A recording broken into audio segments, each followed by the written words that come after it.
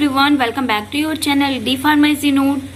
Friends, इस video में हम लोग बात कर रहे हैं 20 इतने मोस्ट इम्पॉर्टेंट क्वेश्चन जो कि आपके लिए बहुत ही ज़्यादा इम्पॉर्टेंट है। अगर इन 20 क्वेश्चंस को आप पढ़ के जाओगे तो आप परसेंटेज कितने बना पा रहे हो ये तो आपके ऊपर डिपेंड करता है, लेकिन पास होने से कोई भी नहीं रोक सकता अगर ये 20 क्वेश्चंस आप कवर करके जाओगे।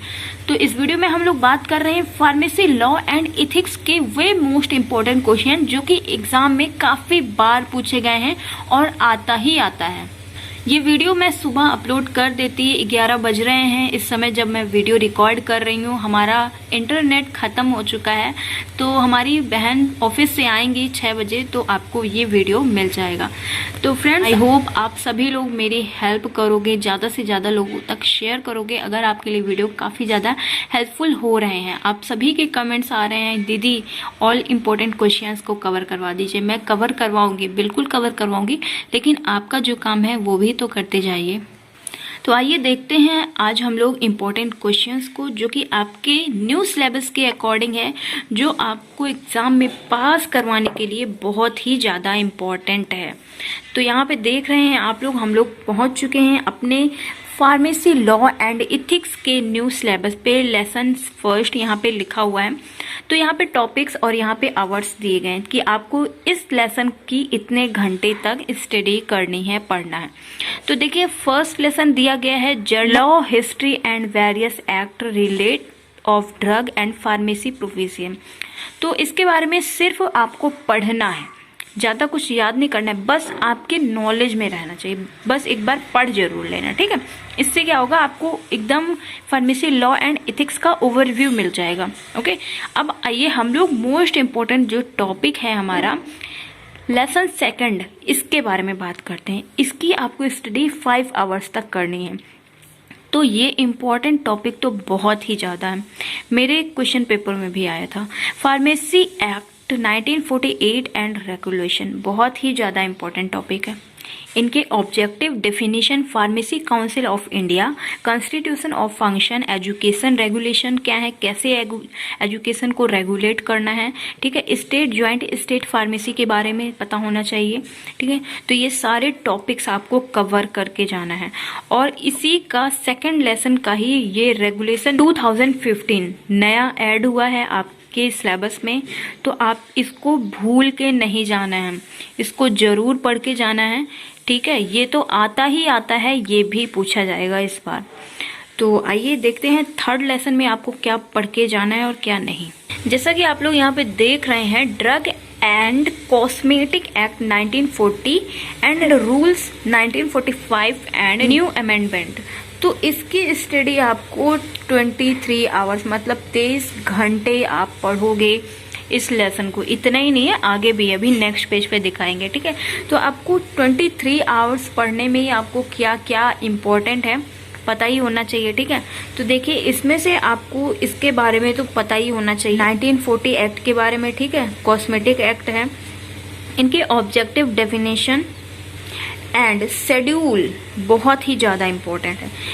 Act, rule, importance, drug, class of drug and cosmetic, prohibiting import, ठीक है। तो आपको इतना ये और ये यहाँ से अभी याद रखना है। अब आइए इसी का आगे का देखते हैं। मैन्युफैक्चरिंग ऑफ ड्रग के बारे में पता होना चाहिए आपको, इसमें से क्या क्या है। मैन्युफैक्चरिंग एंड सेल के बारे में, कंडीशन ऑफ रेंट लाइसेंस कैसे होता है इसके बारे में पता होना चाहिए, लाइसेंस ऑफ मैन्युफैक्चरिंग के बारे में पता होना चाहिए, ठीक है। अब आइए इसका इम्पोर्टेंट टॉपिक जो है स्टडी ऑफ शेड्यूल। अगर आपने इसको नहीं पढ़ा ना तो सबसे बड़ी गलती करने जा रहे हो, ठीक है। तो इसको बिल्कुल भी नहीं भूलना है, ये मेरे एग्जाम में भी पूछा गया था। ये सारे शेड्यूल्स, स्टडी ऑफ शेड्यूल, इसको स्पेशली इतना रट लेना कि आप हरदम जुबा पे होना चाहिए, ठीक है। इतना ज्यादा रटा होना चाहिए कि आपको 5 मिनट में सारे शेड्यूल से लिख लो। इसको सिर्फ पढ़ना ही नहीं है, लिखने की भी तैयारी कर लेनी है, ठीक है। तो इसको जरूर पढ़ लेना है। ये C1, G, H1 ये सारे, और शेड्यूल्स की मैंने वीडियो इतनी अच्छी बना रखी है, अगर आपने नहीं देखा है तो फिर आप ही जानो भाई क्या है, इतना ट्रिक से अच्छे से समझाया हुआ है। अब देखिए यहाँ पे इम्पोर्टेंट है आपके लिए administration of act rule. Drug technical advisory board बहुत ही ज़्यादा इम्पोर्टेंट। इससे आपसे शॉर्ट क्वेश्चन भी पूछे जाएंगे। कैसे पूछे जाएंगे अगर बोलोगे तो बता दूंगी, ठीक है। वैसे मैंने वीडियो डिटेल में अच्छे से समझा रखा है, उस वीडियो में भी बहुत ही कायदे से समझाया है। जो सब्जेक्ट बाय सब्जेक्ट प्लेलिस्ट बनी हुई है फार्मेसी लॉ एंड एथिक्स, देखना चैनल पे जाके, वहाँ पे इस टॉपिक को, सारे टॉपिक्स को इम्पोर्टेंट है वही मैंने पढ़ा था, वही कवर करवाया था, क्योंकि मुझे पता था ना कि मुझे वही पढ़ना है जो इम्पोर्टेंट है और जो पूछा जाता है। सिलेबस कवर करने चलेंगे तो सिलेबस में तो बहुत कुछ है, इतना सारा हम थोड़ी पढ़ पाएंगे, कोई भी नहीं है। पढ़ तो लेंगे लेकिन याद कितना रहेगा, इतना ही ना जो माइंड में एकदम अच्छे से परफेक्ट रहेगा, जो माइंड अच्छे से बैलेंस बना पा रहा है। तो आपको उतना ही पढ़ना है जो अच्छे से आप कवर कर पा रहे हो। तो ड्रग टेक्निकल एडवाइजरी बोर्ड बहुत ही ज़्यादा इम्पोर्टेंट है, और ये ड्रग इंस्पेक्टर बहुत ही ज़्यादा इम्पोर्टेंट है, ड्रग लेबोरेटरी भी इम्पोर्टेंट है, ठीक है। तो इन सारे टॉपिक्स को कवर कर लेना, ये काफ़ी बार पूछा गया है ड्रग इंस्पेक्टर के बारे में।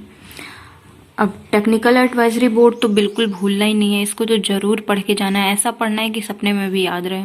अब आइए लेसन 4 को देखते हैं। इसको 2 घंटे की स्टडी में ख़त्म कर देना, ठीक, ज़्यादा कुछ नहीं है, बस इसके बारे में जानना है आपको। नार्कोटिक एंड साइकोट्रोपिक सब्सटेंस में क्या क्या होता है, इसके रूल्स के बारे में, मतलब कि अच्छे से समझ लेना है। सारा सब कुछ बहुत ही अच्छे से समझाया हुआ है, आप चेक करो भाई, चेक करने की देरी है आपको।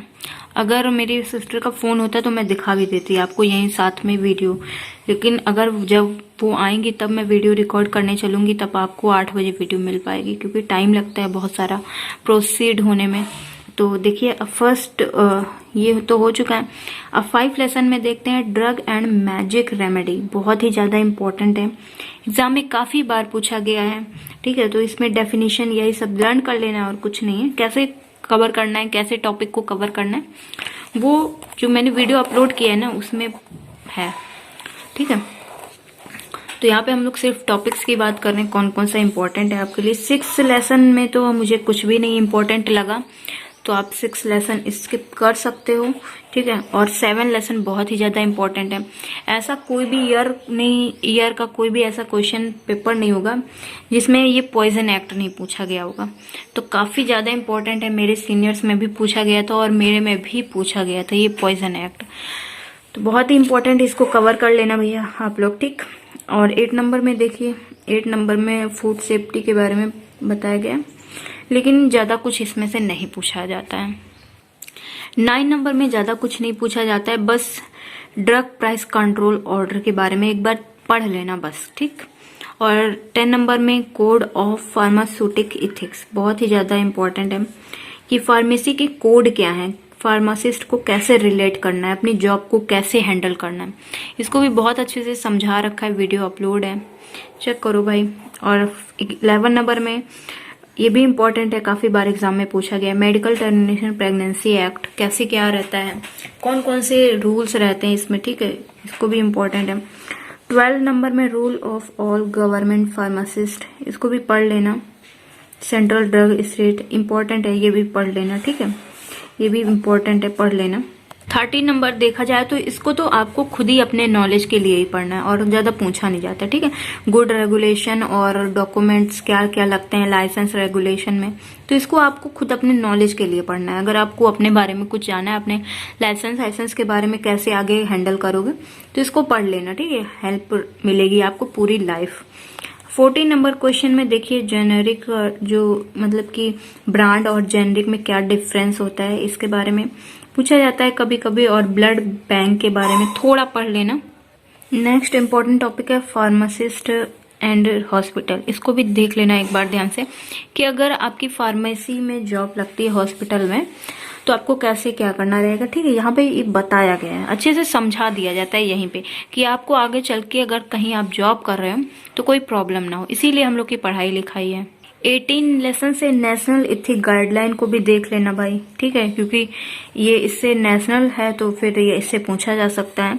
और 19 नंबर में तो इंट्रोडक्शन को, तो यहाँ से मुझे कुछ इम्पोर्टेंट नहीं लग रहा है और पूछा भी नहीं जाएगा, होप सो। तो फ्रेंड्स, जो मैंने अभी तक आपको बताया कि ये इम्पोर्टेंट है, पढ़ के जरूर ही जाना, तो उसको बिना पढ़े मत जाना अगर अपना आप भला चाहते हो। तो मैंने जो ज़्यादा ही कहा है कि ये इम्पोर्टेंट ही है तो उसको ज़रूर पढ़ लेना, ठीक है। तो मैंने आई होप अच्छे से समझ में आ गया होगा आपको। मेरे द्वारा बताए गए सारे इम्पोर्टेंट टॉपिक्स, इम्पोर्टेंट क्वेश्चंस को ज़रूर पढ़ लेना और सभी लोग बहुत ही अच्छा बेस्ट करके आओगे, मुझे पूरा विश्वास है। तो फ्रेंड्स, आई होप आपके लिए वीडियो काफ़ी ज़्यादा हेल्पफुल रहा है। अगर कोई भी कन्फ्यूज़न, डाउट, किसी टॉपिक का वीडियो चाहिए तो कमेंट ना, और भी इम्पोर्टेंट टॉपिक्स को मैं कवर करवा दूंगी। आप लोग की हेल्प की मुझे बहुत ज़्यादा ज़रूरत है, क्योंकि अभी तक 4 सालों से मैंने सिर्फ आप लोग की हेल्प ही करी है, लेकिन आप लोगों की तरफ से मुझे कोई भी प्रॉफिट नहीं हुआ है कि मैं अपना नेट वेट भी अपना, मतलब कि जो आपके लिए मैं हेल्प कर रही हूँ उसी को अच्छे से उसी का खर्चा निकाल पाऊँ। मेन बात ये, तो आप लोग की हेल्प की ज़रूरत है मुझे और ज़रूर करिएगा, क्योंकि अगर आप नहीं करोगे, आपसे ही मेरी उम्मीद, अगर आप नहीं करोगे तो फिर किससे उम्मीद लगाएं भाई। अगर आपके लिए हेल्पफुल है, जो आपके लिए इम्पोर्टेंट है, अगर आप नहीं करोगे तो किससे, कोई भी नहीं, कोई देखेगा ही तक नहीं, ठीक है। तो अगर अच्छा लगे तो लाइक कर देना, शेयर कर देना, कोई अगर फ्रेंड हो, इंस्टा एफबी जो भी यूज़ करते हो, जहाँ शेयर करना है कर देना। Thank you, take care, I meet to next video, bye bye guys, subscribe.